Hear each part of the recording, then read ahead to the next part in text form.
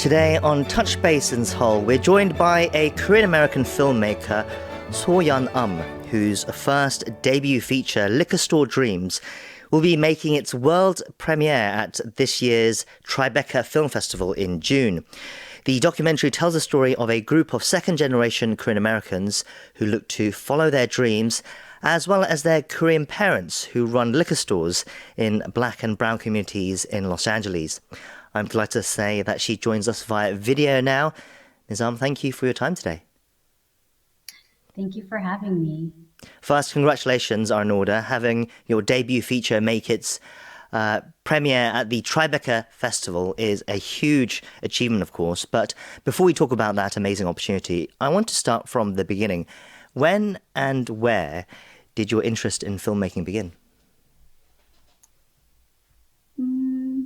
Probably in high school. I felt like I was honestly the worst student ever. And so I think during that time, I went to so many hagwons. I think a lot of my parents' concerns was, what are you going to do for college? What are you going to do for your life? And I think the only thing that really came up was probably films, just because it was the one thing that I knew that I would be consistently interested in the long haul. Even though it probably wouldn't make me any money, I think I just kind of kept with it. Also, less pressure for me as a second child. I feel like a lot of the pressure was probably on my sister first. And then for me, I think they let me do what I wanted to do. And so, a lot of my interest started in high school, bleeding into college, majored in film at Cal State Long Beach.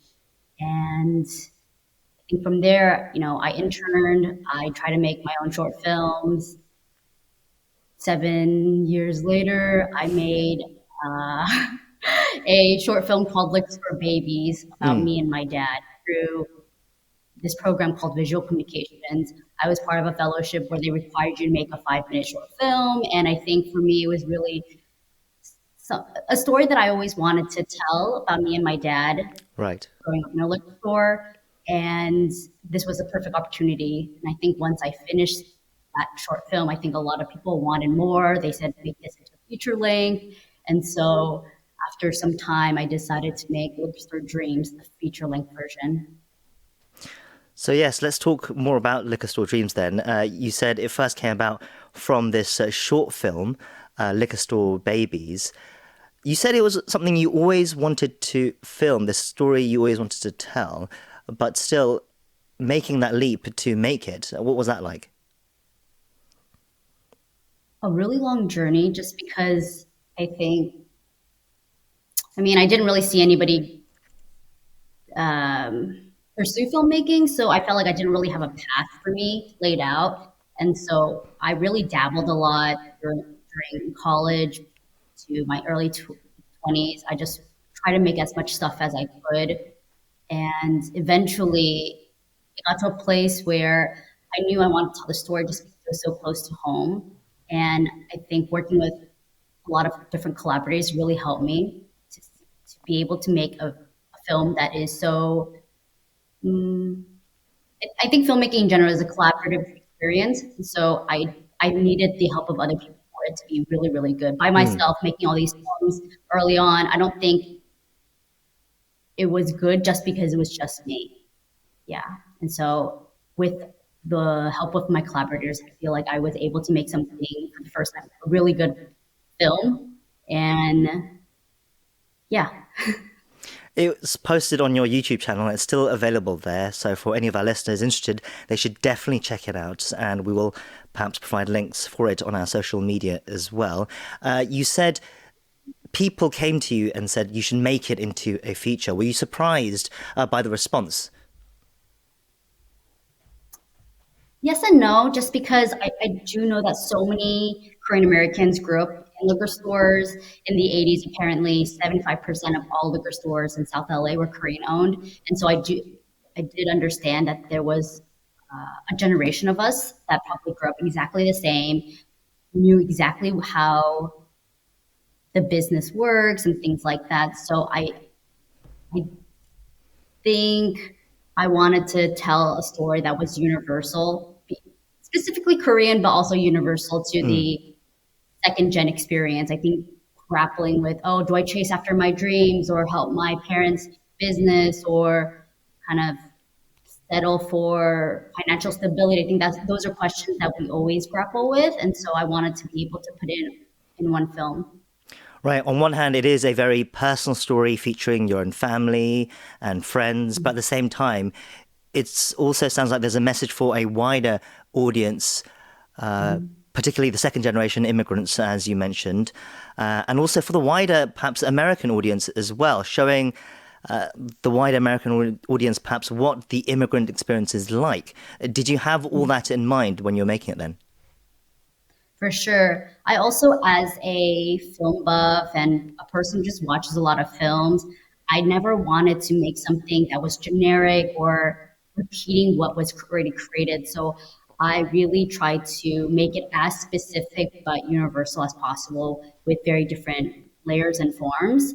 And I feel like I was able to create something really, really special. I don't think I'm glad I made this film because I don't think a film like this will ever be created again in this specific point of view during this time and about us.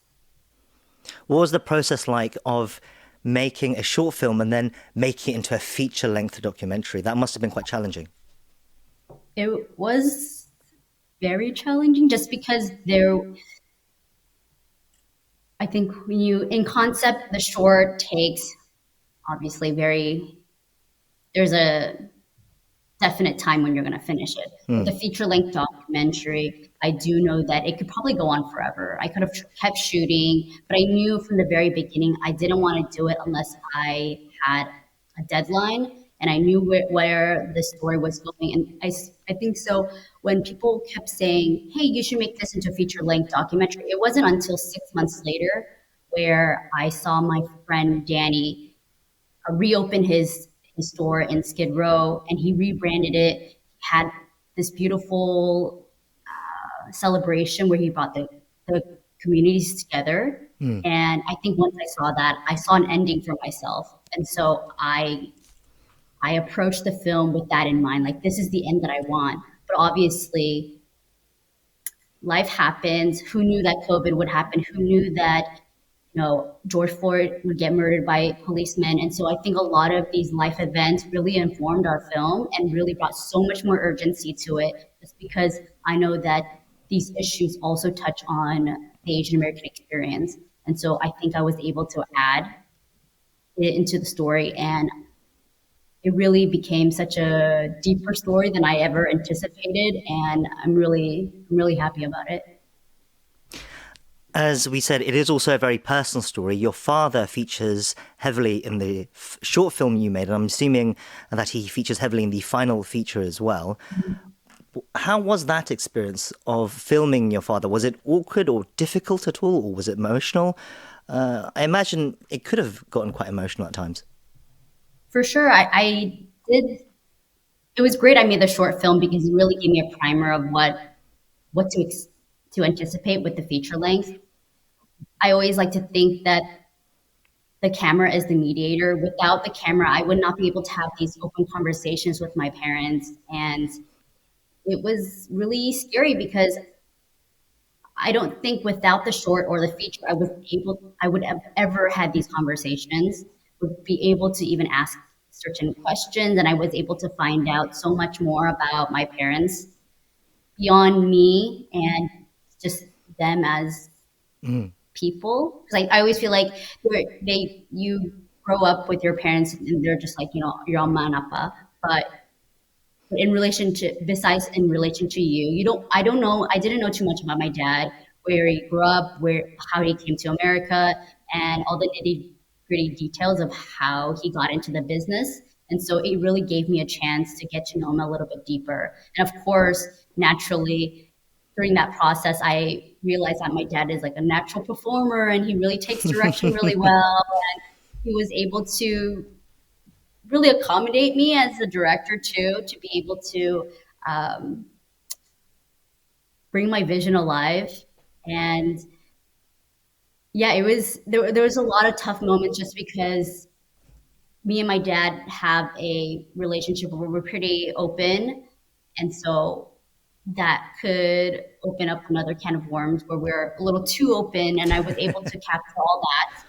I think what is the beauty of the film is the fact that a lot of these conversations we have privately with our parents, I actually show, which can be very scary now that a lot of people will be able to watch it. But I think it's really important just because I do know that the first generation of Korean Americans feel a certain way, as well as us, we feel a certain way. And I do think, how do we bridge the divide between us and have a little bit more understanding?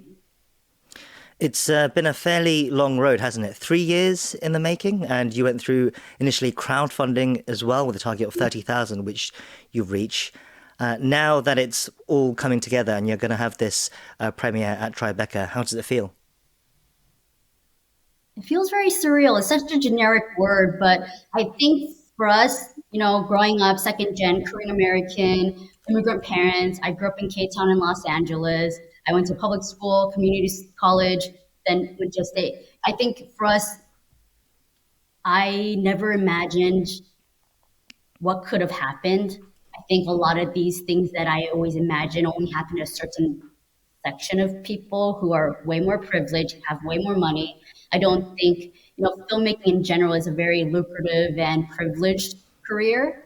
And so for me, it was like, if I'm going to do this, I want to be able to do it in the most realistic possible way. And I don't want things to stop me. So I think through crowdfunding, honestly, I went like all in and really rallied my community, and they've been so supportive. And then years later, getting supported by Sundance Institute for the documentary fund has been huge. It's because through documentary, I've been applying for grants for like 2+ years, got rejected to every single one of them. So having Sundance really support us and be the first one to support us means so much. And then from there, it's like having we just kept working at it. And for me, the mentality was I don't let no's stop me or rejection stop me. We just have to keep going and get better and better. And we got to a place where Tribeca was like, yes, this is the story that we think is really important. And I'm so glad that they were able to watch it and see and understand it, despite it being a very LA film. But I do feel it is, at the end of the day, it is an American story of all of us. We had another filmmaker on the show who made a documentary through crowdfunding as well, Joseph Jun, and he compared the whole process, as rewarding as it was, being painful, and he said it was like akin to giving birth, and the film was his baby. Was it painful for you as well to go through all that and then have this film come out the other side of it and be also rewarding? Mm-hmm. It honestly took everything out of me. Usually people have full-on teams to help you crowdfund, but it was really me at the very beginning until I brought in a fuller team now. And I would say if I if this story wasn't so important about Korean American history, about Korean American people in my community, I don't think I would have ever done it, just because the amount of effort that it took, I needed a bigger mission. And the mission was I need to tell our story. And so that was pretty much the driving force for me, that I need to tell this, do or die. And that's pretty much how we got here. Am I right in thinking that you have had some screenings before this official release? What's the reaction been like? No official ones. The one at Tribeca will be the world premiere. I did show it to my parents. I did show it to like close friends and family, but truly the screening at Tribeca will be the first time we've ever shown it to people, which is really exciting and also very scary. What did your parents, what did your father think of it? In the short film, he worries about you, saying that filmmaking is a hard job and that he would have preferred you working in an office. Does he still worry about you? Yes and no. I feel like parents, their worries never truly really end until you get married, I guess. I think he asked me, are you going to get married anytime soon? And it's a constant question. So in terms of the film, I think he really enjoyed it. He understood where I was coming from and was able to kind of understand in a fuller scope of where we are in America. And I think it was always nervous it's always nerve wracking to show your parents your work, especially because in a film like this where I am so much more open and they they also understand that. Um, I think it did bring us a little bit closer together, creating a little bit more, yeah, like a bridge between us. Well, it sounds like a really moving and important work, and I cannot wait to get an opportunity to see it myself. Just to wrap up, as someone who has chased her dream of making films, is now about to have her feature debut, do you have any advice for up and coming filmmakers who have stories that they want to tell through film? Tell your own specific story just because you're the only person that has lived it. And no one's going to care about this more than you. So you have to work like 10 times harder than everybody else. But eventually, if you truly believe in it, it will happen. And so you just, despite all the rejections, despite all the gatekeeping in the industry or whatever you've heard, you just have to go for it and just keep going. Well, congratulations once again. We've been speaking to Soyeon the director of Liquor Store Dreams, which will premiere at the Tribeca Film Festival in June. Thank you once again for your time. Thank you so much.